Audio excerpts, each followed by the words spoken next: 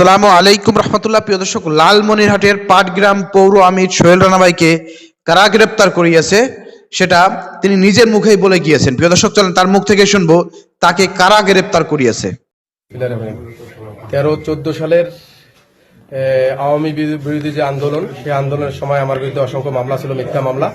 সেই মিথ্যা মামলার 3টা ওয়ারেন্ট ছিল। সেই ওয়ারেন্টের আলোকে আমাকে গ্রেফতার করা হয়। সেই গ্রেফতারের পিছনে পাটগ্রাম পৌর বিএনপির সভাপতি মোস্তফা সালাউজ্জামান ওপেল সহ অলিউর রহমান সোহেল, ব্যারিস্টার হাসান আসিফ প্রধান দায়ী। তারা প্রশাসনকে চাপ রেখে আমাকে গ্রেফতার করায়। এই লালমনিরহাট এক হাতীবান্ধা পাটগ্রাম থানার সংসদ সদস্য ব্যারিস্টার হাসান আসিফ প্রধান, বিএনপি সেক্রেটারি অলিউর রহমান সোহেল এবং পৌর বিএনপি সভাপতি মোস্তফা সালাউজ্জামান ওপেল সাবকিটকে আমাকে গ্রেফতার করায়। এটার জন্য আমি দুঃখ প্রকাশ করতেছি এবং এটা সুস্থ তদন্তপূর্বক বিচার দাবি করতেছি। আসসালামু আলাইকুম। প্রিয় দর্শক, পাটগ্রাম পৌর আমির সোহেল রানা ভাই নিজের মুখে বলে গিয়েছেন যে উনার এলাকায় যিনি মাননীয় সংসদ সদস্য আছে বিএনপির এবং বিএনপির যারা স্থানীয় পর্যায়ে বড় নেতা আছেন, তাদের চাপে 2013 সালের হাসিনা দিয়া মিথ্যা মামলায় সেইখানের মামলার ওয়ারেন্ট প্রিয় দর্শক বিএনপির লোকজন এবং সংসদ সদস্যরা চাপ প্রয়োগ করে, পুলিশ প্রশাসনকে চাপ প্রয়োগ করে আমাদের এই ভাইকে গ্রেপ্তার করেছে। আমরা গ্রেপ্তার তীব্র নিন্দা এবং প্রতিবাদ জানাচ্ছি এবং প্রশাসনকে বলতে চাই, আপনারা যে একটা দলের দালালি করতেছেন, এর পরিণতি ভালো হবে না, এর পরিণতি কিন্তু ভালো হবে না। আর ভুলে গেছেন আপনারা দীর্ঘ 17 বছর ধরে আওয়ামী লীগ ফাঁসিবাদের নির্যাতনের কথা ভুলে গেছেন, মিথ্যা মামলার কথা ভুলে গেছেন না? আপনাদের বন্ধু জামাত, বিএনপি জামাত, আপনারা একসঙ্গেই ছিলেন, নির্যাতনের শিকার হয়েছেন, কেউ কারো চাইতে কম হয় নাই, আরো বরঞ্চ জামাতের লোকজন আরো বেশি নির্যাতনের শিকার হয়েছে। তাদের 5-6 জন নেতাকে ফাঁসিতে হত্যা করা হয়েছে। আপনাদের সাথে বেশি, 1000 গুণ বেশি তারা নির্যাতনের শিকার হয়েছে। আপনারা সব ভুলে গেছেন না?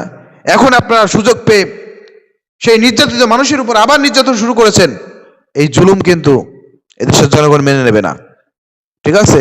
অতএব আপনাদেরকে স্মরণ করে দিতে চাই, আওয়ামী লীগে কি পরিণত হয়েছে একটু স্মরণ করেন। যদি আপনারা সেভাবে ভূমিকা রাখেন নাই, জামাত শিবির সহ দেশের জনগণ ভূমিকা রেখেছে, এখন ক্ষমতায় এসে আপনারা সুযোগ সুবিধা ব্যবহার করতেছেন, আবার জামাত শিবিরের উপরে বিভিন্ন রকমের হামলা করতেছেন, প্রয়োগ করতেছেন, মামলা করতেছেন। এটা কিন্তু আল্লাহ সহ্য করবে না। তাদের চাইতে ভয়ঙ্কর পতন কিন্তু আপনাদের হবে। আপনারা কিন্তু পালানোর জায়গা পাবেন না। ওদের তো পালানোর জায়গা ছিল, আপনাদের পালানোর জায়গা থাকবে না যদি এইভাবে আপনারা জুলুম করতে থাকেন, নির্যাতন করতে থাকেন।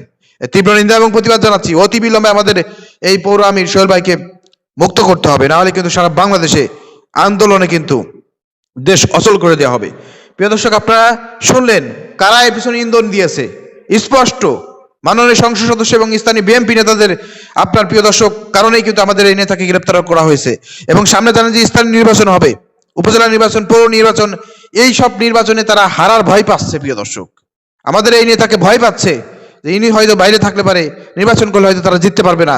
এই আশঙ্কা থেকেই তারা প্রিয় দর্শক সেই 2013 সালের মিথ্যা মামলায় আমাদের এই পৌর আমিরকে গ্রেপ্তার করেছে। আমরা তীব্র নিন্দা প্রতিবাদ জানাচ্ছি। সবাইকে বলবো ভিডিও শেয়ার করেন, সবাই প্রতিবাদ করেন।